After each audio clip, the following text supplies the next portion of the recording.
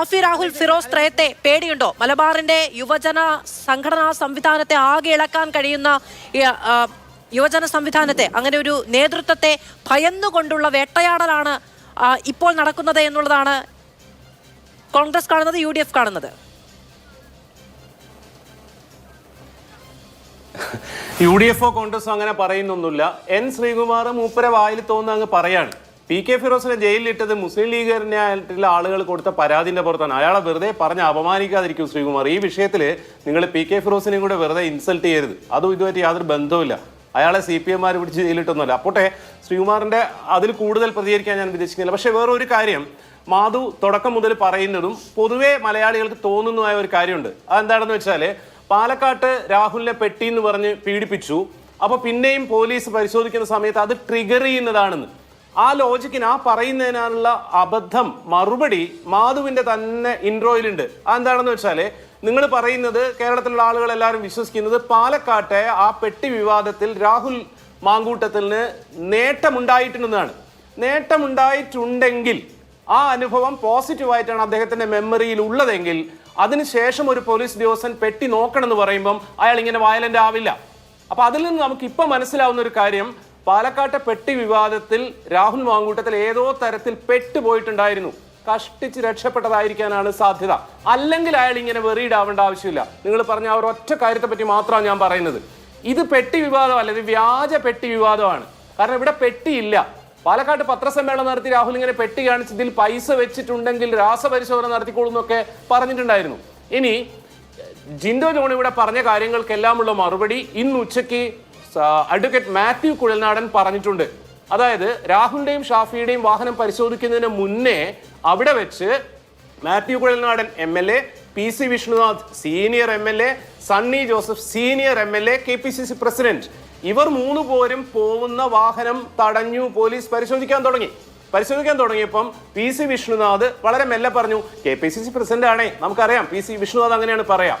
അപ്പം മുൻ സീറ്റിലിരുന്ന സണ്ണി ജോസഫ് പറഞ്ഞത് വേണ്ട അവർ പരിശോധിക്കട്ടെ, let them do their duty എന്നാണ്. അപ്പം ആദ്യമായി പരിശോധിക്കപ്പെടുന്ന കോൺഗ്രസ്സുകാരുമല്ല ഇവർ. ഇനി ഇപ്പൊ നമ്മുടെ കയ്യിൽ കൃത്യമായ ലിസ്റ്റ് ഉണ്ട്. അബ്ദുൽ വഹാബ്, PV അബ്ദുൽ വഹാബിനെ അറിയാത്തൊരു പുൽക്കൊടി പോലും നിലമ്പൂരിലില്ല. M സ്വരാജ് ഇവിടെ മത്സരിക്കണമായിരുന്നു എന്ന് ഞാൻ എന്നേ ആഗ്രഹിച്ചിരുന്നു എന്ന് പറഞ്ഞാൽ അബ്ദുൽ വഹാബിന്റെ വണ്ടി പരിശോധിച്ചിട്ടുണ്ട്, ഒരു കുഴപ്പമുണ്ടായിട്ടില്ല. K രാധാകൃഷ്ണൻ MP മന്ത്രിയായിരുന്നു, സ്പീക്കറായിരുന്നു. M ലിജുവിന്റെ വണ്ടി പരിശോധിച്ചിട്ടുണ്ട്. പോലീസുകാരുടെ അറിവിനെ ഒന്നും നമുക്ക് അത്രയ്ക്കും വിശ്വസിക്കാൻ കഴിയില്ല. ഒന്നാമത്തെ കാര്യം, ഈ ഷാഫി പറമ്പിലിനെ ഒന്നും അറിഞ്ഞില്ല എന്നുള്ളതാണ് അവർ പിന്നീട് പറഞ്ഞത്. ടോർച്ച് അടിച്ച് നോക്കിയിട്ട് അറിഞ്ഞില്ല എന്നുള്ളത്. പിന്നെ കല്യാശ്ശേരി MLA കാര്യം നമുക്ക് ഓർമ്മയുണ്ടല്ലോ. M വിജിനെ അറിയാതെയാണ് അന്ന് അങ്ങനെ ഒരു പ്രവർത്തനം ഉണ്ടായതെന്ന് അവിടുത്തെ സ്ഥലം SI ആണ് പറഞ്ഞത്. അപ്പോൾ പോലീസുകാർ അറിഞ്ഞോ അറിയാതെയോ, അറിഞ്ഞില്ല എന്ന് നടിച്ചോ അറിയാമെന്ന് നടിച്ചോ ചെയ്യുന്നതിനെ ഒന്നും നമുക്ക് അങ്ങനെ കണ്ണടച്ച് വിശ്വസിക്കാനൊന്നും കഴിയില്ല. ഡോക്ടർ പ്രേംകുമാർ, മറ്റൊരു കാര്യം, പീഡിപ്പിച്ചു എന്ന് ഞാൻ പറഞ്ഞിട്ടില്ല പാലക്കാട് വെച്ച്. രണ്ടാമത്തേത്, ഇത് ഒരൊറ്റ മിനിറ്റ് ഡോക്ടറെ, അല്ല ഇതിന് കൂടെ കൂട്ടി പറഞ്ഞോളൂ. പാലക്കാട്ട് അധികാര പ്രയോഗം അത് ഒരു എക്സസ് ഉണ്ടായിട്ടുണ്ട് എന്നുള്ള കാര്യത്തിൽ ഇവിടെ ആർക്കും ഒരു സംശയവുമില്ല. അത് വനിതാ പ്രവർത്തകരുടെ മുറികളിലേക്ക് അടക്കം കടന്നു ചെല്ലുകയും വനിതാ പോലീസ് ഇല്ലാതെ പരിശോധിക്കുകയും അവരുടെ വസ്ത്രങ്ങൾ വാരി വലിച്ചിടുകയും അവർക്ക് ഡിസ്കംഫർട്ട് ഉണ്ടാകുന്ന തരത്തിലുള്ള പ്രവർത്തനം ഉണ്ടായിട്ടുണ്ട് എന്നുള്ളത്. അങ്ങനെ ഉണ്ടാകാൻ പാടില്ല എന്നുള്ളതാണ് നമ്മൾ ജനാധിപത്യ വിശ്വാസികൾ ചിന്തിക്കുന്നത്. അപ്പൊ അങ്ങനെ ഉണ്ടായിട്ടില്ല എന്ന്, അത്തരത്തിൽ എക്സസ് ഉണ്ടായിട്ടുണ്ട് എന്നുള്ളത് നമുക്കൊക്കെ അറിയാവുന്നതാണ്. ഇനി അതിന്റെ പോസിറ്റീവ് വശമാണ് രാഹുൽ മാങ്കൂട്ടത്തിന് മനസ്സിലുണ്ടാകണം എന്ന് നമുക്ക് നിർബന്ധം പിടിക്കാൻ കഴിയില്ല. വോട്ടെണ്ണി നോക്കിയിട്ടല്ലല്ലോ മനുഷ്യന്റെ മാനസികാവസ്ഥ നമുക്ക് പ്രകടമാക്കാൻ കഴിയുന്നു. അന്ന് രാത്രി മുഴുവനും നീണ്ട, അന്ന് അദ്ദേഹത്തിന്റെ സഹപ്രവർത്തകർ മുഴുവനും അനുഭവിക്കേണ്ടി വന്ന ഇത്തരം ഇൻസെക്യൂരിറ്റി അദ്ദേഹത്തെ ട്രിഗർ ചെയ്യാൻ പാടില്ല എന്നൊന്നും പറയാൻ കഴിയില്ല. പക്ഷെ പറഞ്ഞ ഒരു വാക്കിനെയും ന്യായീകരിക്കാൻ ഞാനില്ല താനും. അല്ല, നിങ്ങളുടെ ട്രിഗർ തിയറി ലോജിക്കലി നിൽക്കില്ല.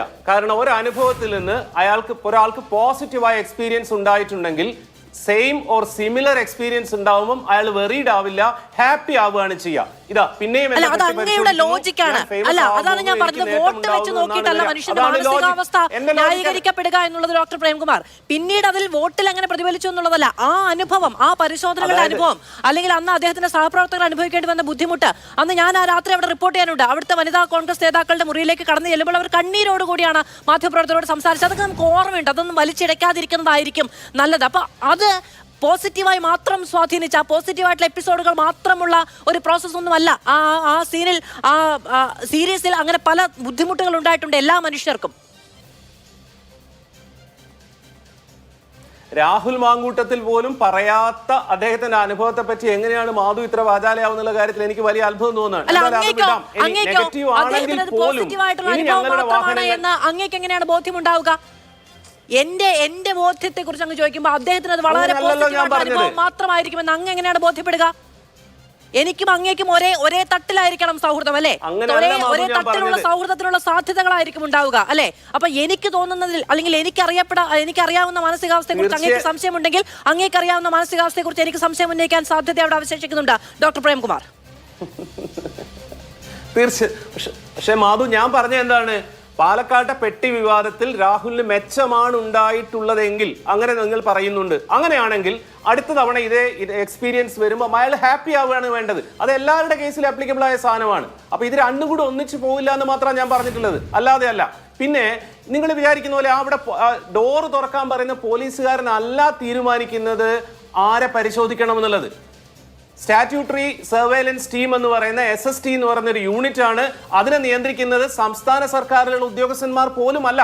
അവിടെ സെക്യൂരിറ്റിക്ക് നിൽക്കുന്ന കേരള പോലീസിലുള്ള ആളുകൾ മാത്രമല്ല. ജിൻഡോയ്ക്ക് അറിയാം, എന്റെ വാഹനം 3 ദിവസം മുമ്പ് അവിടുന്ന് പരിശോധിച്ചിട്ടുണ്ട്. ഭയങ്കര തോക്കൊക്കെ എടുത്ത് നിൽക്കുന്ന, മെഷീൻ കണ്ടെടുത്തിരിക്കുന്ന ആളുകൾ അവിടെയുണ്ട്. പോലീസുകാരുടെ അവരുടെ സഹായത്തിനാണ്. ആ പോലീസുകാർക്കാണ് ഇത് ഷാഫിയാണെന്നും രാഹുലാണെന്നും ഇനിയിപ്പോ നാളെ മാധു പോയാൽ മാധു ആണെന്നും മനസ്സിലാവുക. പക്ഷെ ഇന്ന് വണ്ടി പരിശോധിക്കണമെന്ന് ഡയറക്റ്റ് ചെയ്യുന്ന ആൾ നിങ്ങൾ വിചാരിക്കുന്ന പോലെ കേരള പോലീസിലോ കേരള ഗവൺമെന്റിലോ ആളുകളല്ല. ഞാൻ ഡോക്ടർ ജിൻഡോ ജോണിനോട് ആദ്യം തന്നെ ചോദിച്ചത് അങ്ങനെയാണ്.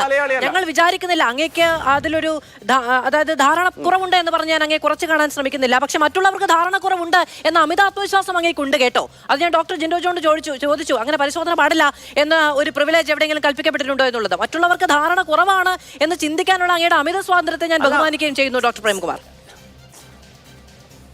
അതല്ല മാധു, അതല്ല. കോൺഗ്രസിന്റെ തന്നെ രാഹുൽ മാങ്കൂട്ടത്തിലും ഷാഫി പറമ്പിലും അല്ലാത്ത നേതാക്കന്മാർക്കും ആർക്കും ഈ പ്രശ്നമില്ലെന്നേ. വളരെ ഹാപ്പി ആയിട്ട് അതിനോട് ചോദിക്കണം ഡോക്ടർ പ്രേംകുമാർ. ആ പറഞ്ഞ കാര്യം ചോദിക്കേണ്ടതാണ് എന്ന് തന്നെയാണ് ഞാൻ വിചാരിക്കുന്നത്.